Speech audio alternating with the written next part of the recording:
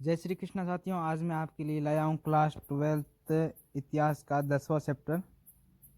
जो मैं 10वें चैप्टर के नोट्स लाया हूँ, जो थोड़े शॉर्ट्स में पर बोर्ड की दृष्टि से इम्पोर्टेंट हैं।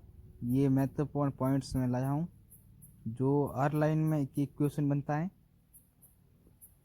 और मैंने 1 से लेकर 9 तक चैप्टर करा दी है, जो आप मेरी प्लेलिस्ट में जाकर देख सकते हैं। और अगर मेरे बनाए हुए नोट्स आपको अच्छे लगते हैं, आपके कुछ जानकारी, कुछ ज्ञान में वृद्धि होती है, तो मेरे चैनल को ज़रूर सब्सक्राइब करना और लाइक करना को कमेंट करना। अगर आप जो भी वीडियोस देख रहे हो, अगर आप जो भी पर्सन हो, आप एक बार कमेंट ज़रूर करना। मैं आपके कमेंट का रिप्लाई भी दूंगा। और देखते हैं आपको किस तरीके से, किस तरह के नोट्स चाहिए और कैसे चाहिए, वो भी बता देना। उसका मैं रिप्लाई ज़रूर दूंगा। और मेरे 90 से ऊपर बने हैं 12th में, इसलिए मैं ये नोट्स लाया हूँ, क्योंकि ये नोट्स मैंने खुद ने बनाए। और यूट्यूब पर ऐसे नोट्स बहुत कम उपलब्ध हैं। और बहुत सारी ऐसे अनगिनत कहानियाँ बना के और थंबनेल बना के ऐसे ही नोट्स बना दिए जाते हैं। पर रियलिटी में जो बोर्ड परीक्षा नोट्स आते हैं, वैसे नोट्स उपलब्ध नहीं होते। इसलिए मैंने खुद ने नोट्स बनाए हैं, इसलिए मैं आपको अवेलेबल करा हूँ। और ज़रूर अच्छा लगे तो लाइक सब्सक्राइब ज़रूर करना। और नोट्स को करते प्रारंभ।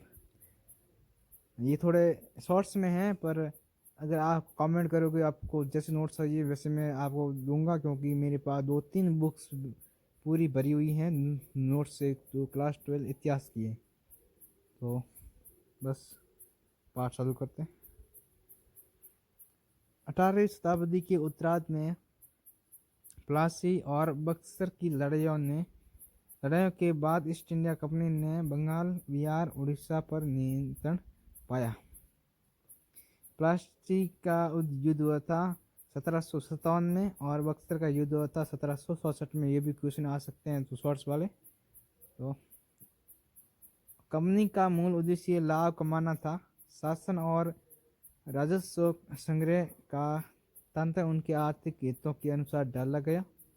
ब्रिटिश शासन की कठोर भूमि नीतियों और शोषणकारी आर्थिक व्यवस्था ने किसानों, कारीगरों, जमींदारों, सैनिकों और आम जनता में असंतोष पैदा किया। यही असंतोष के 1857 के महाविद्रोह में फूट पड़ा। ब्रिटिश भूमि एवं राजस्व व्यवस्थाएं। ब्रिटिश भूमि और राजस्व व्यवस्थाएं।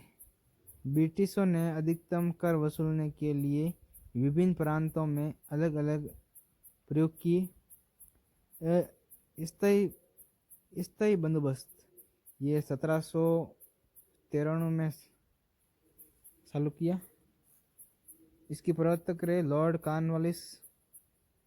क्षेत्रता बंगाल, बिहार और उड़ीसा जमींदार को निश्चित राजस्व देना पड़ता था, चाहे फसल कैसी भी हो। अब अपेक्षा से जमींदार भूमि सुधार करेंगे और किसान खुशहाल होंगे। इसका परिणाम ये रहा, जमींदार कर वसूली के दबाव में किसानों से बेहद ऊंचा लगान लेने लगे, क्योंकि जमींदारों को सरकार की तरफ से एक निश्चित तारीख दी जाती थी। उस तारीख से पहले किसानों से कर वसूल कर जमींदार को सरकार में जमा कराना पड़ता था। अगर वो एक दिन भी लेट हो जाते तो सरकार जमींदार की ज़मीन को अपने कब्जे में लेकर नीलामी के लिए प्रवेश कर देते थे। इसलिए जमींदार किसानों पर दबाव बनाकर बेहद ऊंचा कर लेने लगे। फसल खराब होने पर भी कर स्थिर रहने से जमींदारों की जमीन नीलामी में जाने लगी, क्योंकि फसलें खराब थी और कर स्थिर रहा, इसलिए वो कर चुका नहीं पाते थे। और जमींदारों की जमीन ले ली जाती थी और नीलामी के लिए लगा दी जाती थी। और किसानों की स्थिति बहुत खराब हो गई थी। और दूसरी है रेतवाड़ी व्यवस्था, जिसके प्रवर्तक थे थॉमस मुनरो व रीड। क्षेत्र मद्रास, बॉम्बे सरकार सीधे किसान से कर लेती थी।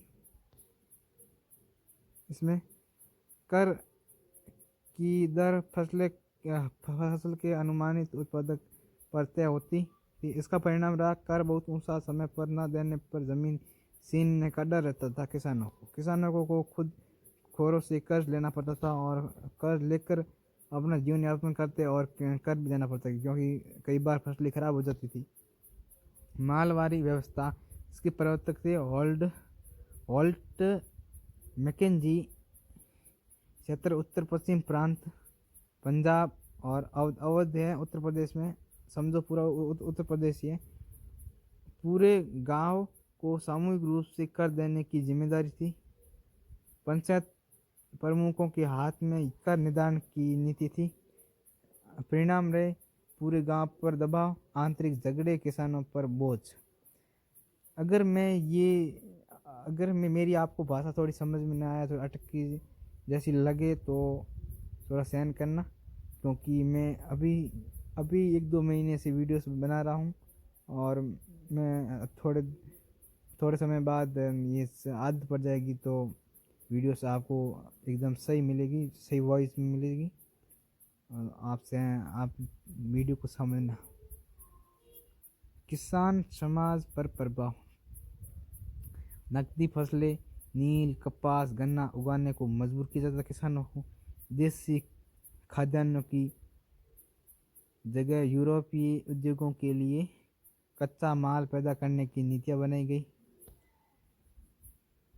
बार बार फसल खराब होने पर भी कर स्थिर रहा, कर को कम नहीं किया जाता था। किसान की फसल खराब होने पर उनका जीवन यापन भी मुश्किल हो जाता था, उन्हें फिर भी कर लेकर कर देना पड़ता था। साहूकार और महाजनों से ऊंचा ब्याज पर कर लेते थे। जमीन गिरवी रखनी पड़ती थी या बेचनी भी कई बार पड़ती थी। भूमिहीन मजदूरों की संख्या बढ़ने लगी, क्योंकि भूमि को कई बार गिरवी रखना पड़ता था और बेचना भी पड़ता था। बेचने से भूमिहीन भी हो जाते थे मजदूर। ग्रामीण समाज में अस्थिरता और विद्रोह की पृष्ठभूमि बनी रही। प्रारंभिक किसान विद्रोह 1857 से पहले कुछ विद्रोह हुए थे। संताल विद्रोह 1855 से 55-56 में हुआ। जमींदारी शोषण, साहूकारों की अत्याचार के खिलाफ। कोल विद्रोह 1831-32 में हुआ था। भूमि हड़पने और व्यापारियों के खिलाफ हुआ था विद्रोह। ये पैसा कानून क्षेत्रों में उरांव और मुंडा आंदोलन, ये विद्रोह स्थानीय स्तर पर दमन कर लिए गए, लेकिन 1857 के लिए चेतावनी बने। चौथा पॉइंट है 1857 का महाविद्रोह के कारणों का। 1857 का संग्राम कई कारकों का संगम था। आर्थिक कांड भी थे, राजनीतिक कांड भी रहे और सामाजिक कांड भी रहे, सैनिक कांड भी रहे। इनका विस्तार करते हैं।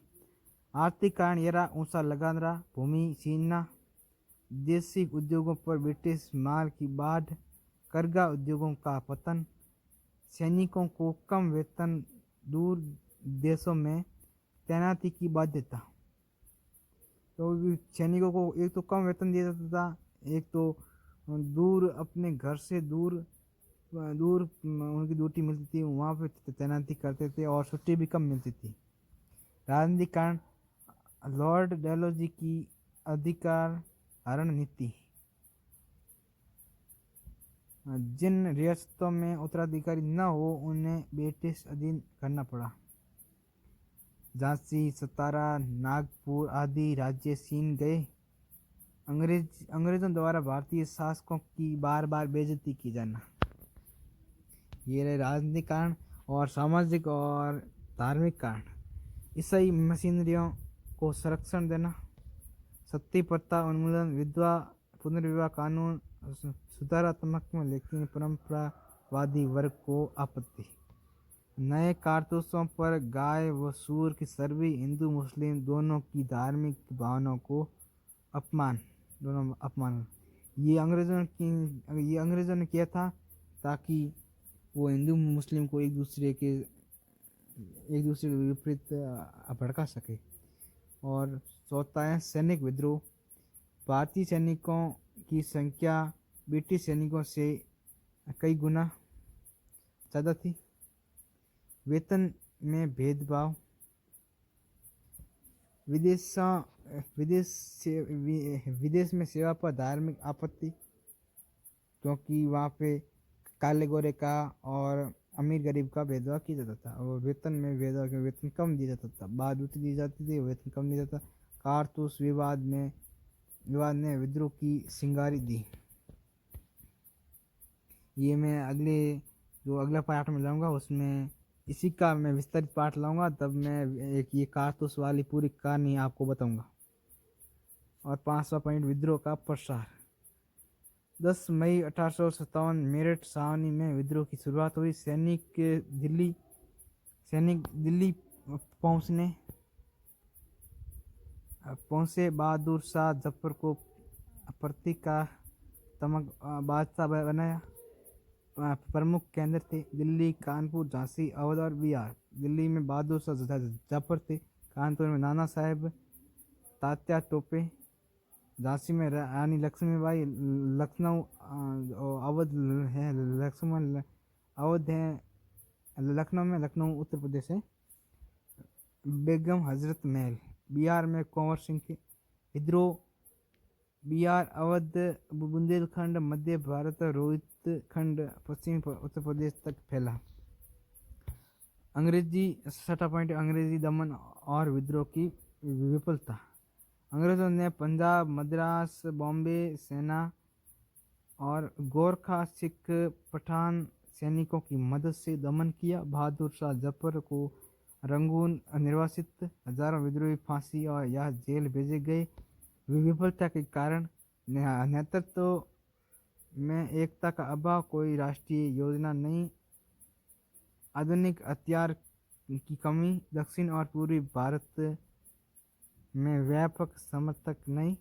अंग्रेजों को कुछ भारतीय शासकों का सहयोग मिला, सिंधियों और काश्तकारी सेना का। और 1857 की क्रांति के परिणाम।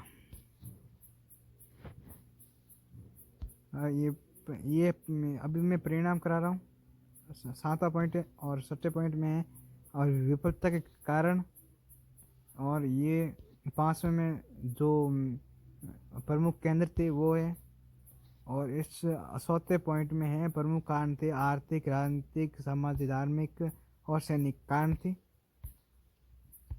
ये आप कह सकते हो कि एक तरह से जो क्वेश्चन आता है ना 1857 की क्रांति की विफलता के परिणाम और कारण, एक बड़ा क्वेश्चन है, उसका पूरा आंसर यही है।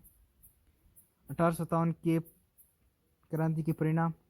शासन में परिवर्तन। 1858 का भारत शासन अधिनियम, ईस्ट इंडिया कंपनी का शासन समाप्त, भारत सीधे ब्रिटिश क्राउन के अधीन। वायसराय की नियुक्ति पहले गवर्नर जनरल थे, सिक्का गया। सेना का पुनर्गठन। भारतीय सैनिकों की संख्या कम होती गई, यूरोपीय सैनिकों की संख्या बढ़ाई गई। डिवाइड एंड रूल नीति, हिंदू मुस्लिम एकता को तोड़ने का प्रयास किया गया था। नीतिगत बदलाव। रियासतों की हड़प नीति खत्म हुई। धार्मिक मामलों में हस्तक्षेप न करने का वादा किया। राष्ट्रीय चेतना का उदय। भारतीय जनता में पहली बार अंग्रेजी शासन के खिलाफ संगठित प्रतिरोध की भावना जागी। आगे के स्वतंत्रता आंदोलन की प्रेरणा दी। 8वां पॉइंट है ऐतिहासिक स्रोत। सरकारी अभिलेख, राजस्व रजिस्टर, अब सैनिक अभिलेख, गजेस्टिया। ये सरकारी अभिलेख थे जो इस पार्ट की हमें जानकारी देते हैं, ये कैसे कब कहाँ 1857 की क्रांति हुई वो सब। अंग्रेजी अधिकारों की चिट्ठियाँ, रिपोर्ट, विद्रोह घोषणाएं, कविताएं, लोकगीत, समकालीन अखबारों के विवरण। 1857 का मूल्यांकन। ब्रिटिश दस्ती सिपाही विद्रोह, मात्र सैनिक बगावत, भारतीय राष्ट्रवादी दृष्टि, प्रथम स्वतंत्रता संग्राम। वस्तु ये आर्थिक शोषण, सामाजिक असंतोष और राजनीतिक आकांक्षा में सम्मिलित विस्फोट था। इस पाठ का निष्कर्ष है 1857 का संग्राम केवल एक सैन्य विद्रोह नहीं बल्कि भारतीय समाज के लगभग हर वर्ग की पीड़ा का संगठित विस्फोट था। यद्यपि ये सफल नहीं हुआ, परंतु इसने आने वाले राष्ट्रीय आंदोलनों को दिशा और प्रेरणा दी। ये मैं शॉर्ट्स में लाया हूँ, और अभी मैं जो 12th तक पार्ट पूरे हो जाने के बाद मैं हर एक पार्ट्स का मैं 2 घंटे का वीडियो लाऊंगा। इसमें पूरा पार्ट कवर हो जाएगा। चाहे आप स्कूल से पढ़ रहे हो तो स्कूल से पढ़ रहे हो, ऑनलाइन पढ़ रहे हो, कहीं भी कोचिंग जा रहे हो, तो आप उससे मेरे नोट्स को कंपेयर करना। अगर उन्हीं नोट्स में ऐसे पॉइंट्स नहीं मिलेंगे जो मैं मेरे नोट्स में बताऊंगा, क्योंकि मैंने एक एक लाइन पढ़कर पूरे के पूरे नोट्स बनाए। ये मैं थोड़े शॉर्ट्स में लाया हूँ, इसलिए इनसे आप कंपेयर मत करना। मैं जब भी 2 घंटे का वीडियो लाऊंगा उससे कंपेयर करना, क्योंकि ये मैं इस दावे से कहता हूँ क्योंकि मेरे 90 से ऊपर बने हैं 12th में। इसलिए मैं वादा करता हूँ कि आपको भी 90 से ऊपर बनाने का मैं वादा करता हूँ, क्योंकि मैं ऐसे नोट्स आपको उपलब्ध कराऊंगा। आपको बस 1 से 2 बार नोट्स को पढ़ना है और 1 से 2 बार रिपीट करना है। तो एक टेस्ट के ज़रिए जो मैं आपको क्वेश्चन अवेलेबल कराऊंगा उसमें पूरा पार्ट कवर हो जाएगा। और ये पार्ट के नोट्स हुए समाप्त, और मैं मिलता हूँ किसी और वीडियो में। तब तक के लिए जय हिंद, जय भारत।